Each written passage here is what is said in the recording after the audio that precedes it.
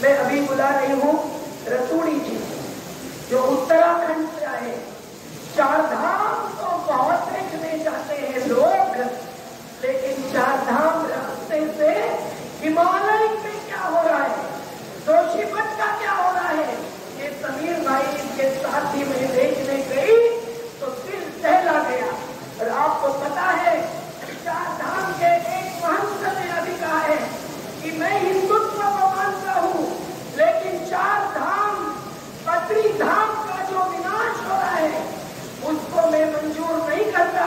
मैं यही आत्मदान करूंगा, पर मैं इसको मंजूर नहीं करूंगा। तो धर्म क्या होता है? प्रकृति धर्म और मानव धर्म होता है। गोकुल भाई ने जो बात कही है, वो बिरसा मुंडा ने 21 साल जेल में अपनी जान गंवाई, तब भी धरती आबा के नाम पर आदिवासियों का नेतृत्व किया।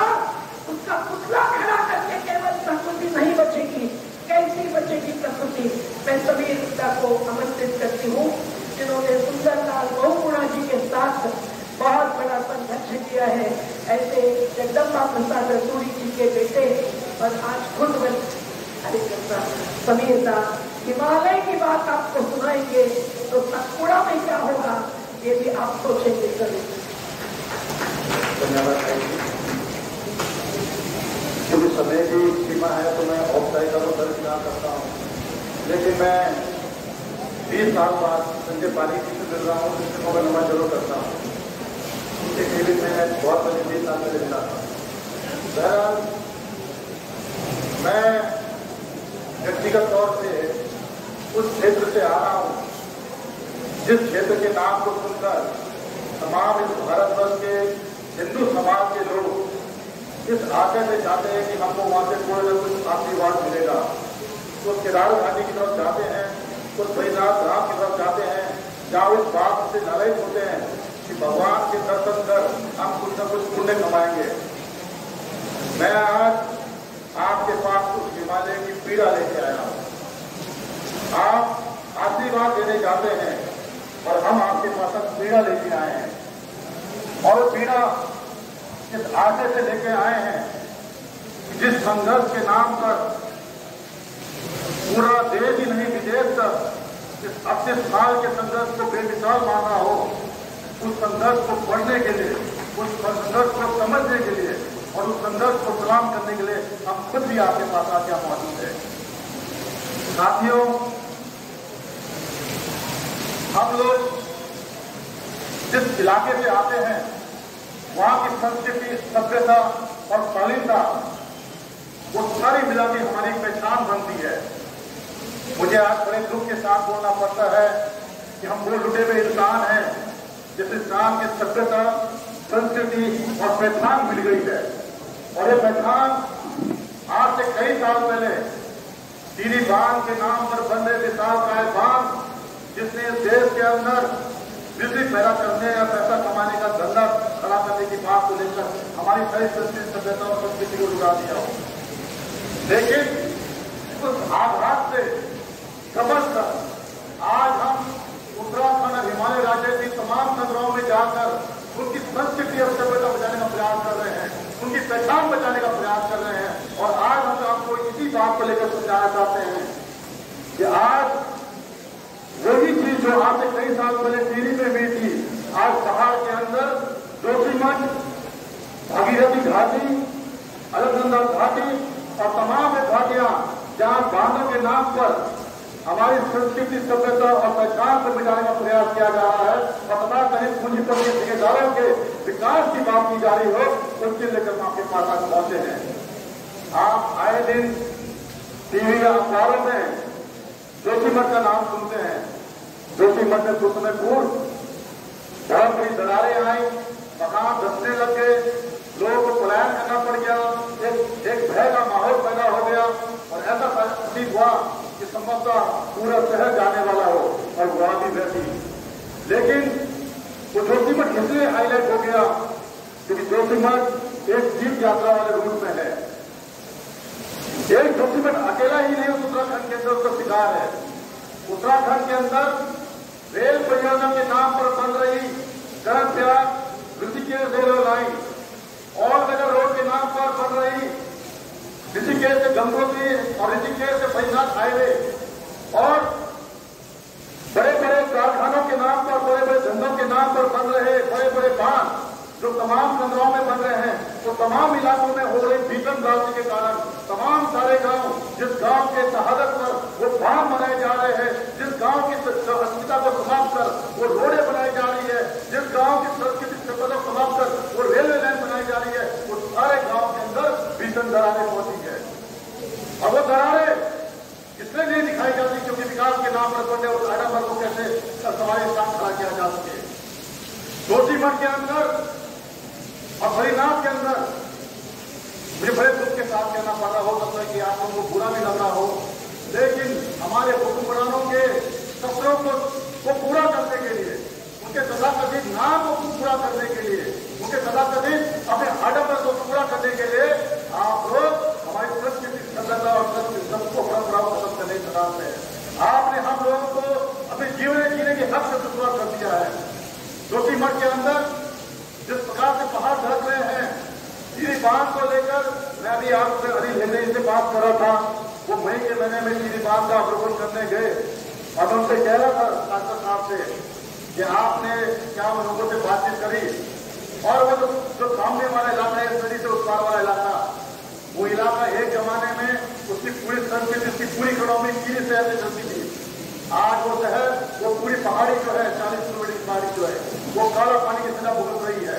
आज वो लोग जो आज से उस समय जब बांध बन रहा था, जो बिल्कुल भी प्रभावित नहीं थे, आज भी प्रभावित नहीं थे, कहीं से प्रभावित ना कर सब उनके और नहीं था, आज वो पूर्ण प्रभावित में आ चुके हैं। पहाड़ तरफ गए, उनके गांव सब गए, और आज वो प्रभावित लोग हो गए हैं और उनकी स्थिति ये हो चुकी है कि वो अपना आश्रय ढूंढने की तलाश में है कि हमें कोई आश्रय देना शुरू करे। तो विस्थापन आज भी बात हमारी प्राप्त कराई। और आज मैं आपसे बोलना चाहता हूँ कि पहाड़ से आना हो, जिस पहाड़ में पहाड़ धरक रहे हो, आज आपकी स्थिति वही होने वाली है जो स्थिति आपके बांध के पास है।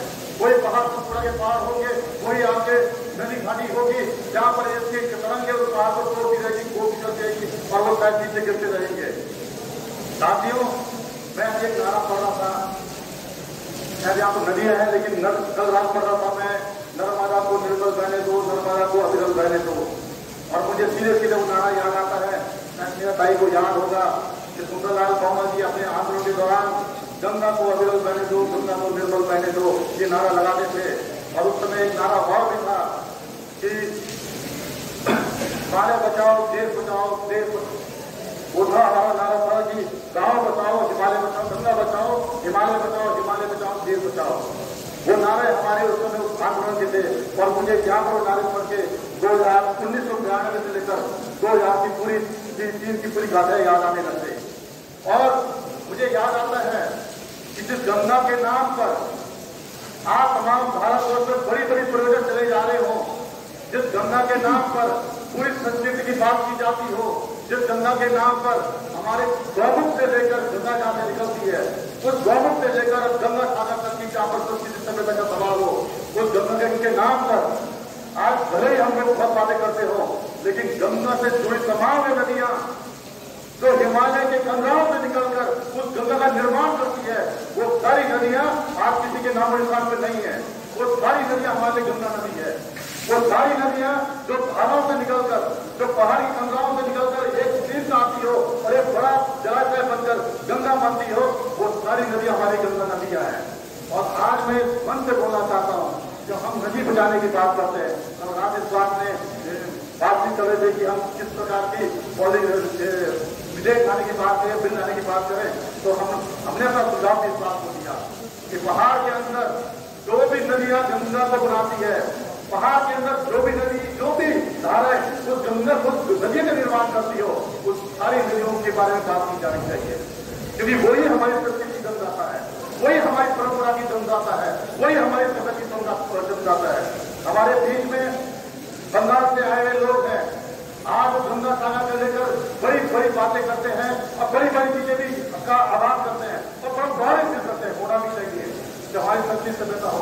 लेकिन मैं पूछना चाहता हूँ कि जहां से वो जन्म स्थान ले रही है, जहां पर से वो स्टार्ट हो रही है, वहां स्टेट गवर्नमेंट की पॉलिसी आज जो है वो उनकी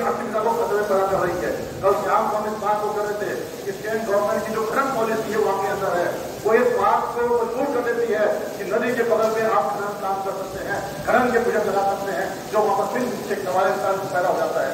मेरा समय समाप्त होने वाला है, इसमें कुछ 3 बातें लेकर मैं बात खत्म करना चाहता हूँ। मैं इस बात को बोलना चाहता हूँ कि आजकल से तमाम अलग अलग जगह से आए हुए लोग हैं, वे अपने यहाँ की पीड़ा बता रहे थे। मुझे ऐसा प्रतीत हुआ, हो सकता है गलत भी होगा, कि जितनी भी समस्याएं आप लोगों के अलग अलग जगहों में है, वो सारी हिमालय में बसी हुई है। नदी का मुद्दा हिमालय में है, खनन का मुद्दा हिमालय में है, बड़े बांध का मुद्दा हिमालय में है, वो भेदबंदी का मुद्दा हिमालय में है, जुगान का मुद्दा हिमालय में, स्वतंत्रता का मुद्दा हिमालय में। ऐसा कौन सा मुद्दा, छत्तीसगढ़ का मुद्दा हिमालय में, ऐसा कौन सा मुद्दा है जिसमें मसूदे नहीं होंगे? तो सारी मार लेके हम बैठे हुए हैं, और इस मार की पीड़ा में आपसे इसलिए बोलना चाहता हूँ, जो मार आप सहन कर रहे हैं, उस मार की पीड़ा हम कई गुना सहन कर रहे हैं। इसलिए मैं आपके हाथ मिला के विनती करने आया हूँ। आपने एक मजबूत संघर्ष यहाँ पर किया है। मुझे आज भी वो दिन याद है, रात के 9:30 बजे से मेरा साई जल में खड़ी थी, पानी आधा घुटने तक आ चुका था, और मैं उस वक्त दिल्ली में था। तो हमने वहां से फोन भी किया, जो भी रहा होगा, लेकिन आपको कटक था। मैं आपसे उस संघर्ष की को समाप्त करते हुए मैं निवेदन करना चाहता हूँ, हिमालय को बचाने का प्रयास कीजिए, कोशिश कीजिए। जो जम जाता नदियां पहाड़ से निकली है, उसके बच्चों को बनाए रखने का काम कीजिए, उसको बचाने का काम कीजिए। मैं इसी आशा के साथ अपनी बात समाप्त करना चाहता हूँ कि आने वाले समय के अंदर हम लोगों को आप लोगों की जरूरत है, हम लोगों को संघर्ष की जरूरत है। जिस संघर्ष से आपने नर्मदा बचाने का प्रयास किया, जिस संघर्ष से हमने अलग अलग नदी बचाने का प्रयास किया, हमें हिमालय की तमाम नदियों को बचाने का प्रयास करना है। और मैं आपसे नमन करके इस बात को विराम देता हूँ। बहुत बहुत धन्यवाद। बहुत धन्यवाद नकुल जी। सही में जोशीमठ की याद आती है तो दिल भर जाता है मेरा भी, क्योंकि केदारनाथ के हादसे के बाद जब हम पहुंचे थे यमुनोत्री पे, हमारे साथ तो बहुत सारे कार्यकर्ता थे, हमारे मुंबई के पूनम बहन और साथी भी थे, और हम जोशीमठ में ही गुरुद्वारा में रुके थे। और वहां जो हमने चित्र देखा था, तब हमको लगा नहीं था कि जोशीमठ धस जाएगा। बहुत ही पर्यटन के साथ साथ दुकानें चलती थी, हिंदू मुस्लिम सिख ईसाई सबकी एक एकजुटता थी, और हिमालय सामने दिखता था, सफेद सफेद बर्फ से छाया। उस समय बाढ़ आई थी, और बाढ़ से 700 गाड़ियां डूबी थी, 800 परिवार नदी के उस पार अटके पड़े थे। 10 दिन खाने को नहीं था, जैसे कि सुनामी के पार हमने देखा तमिलनाडु में, और जैसे हमने देखा हर कच्छप के भूकंप के बाद भी जो हमको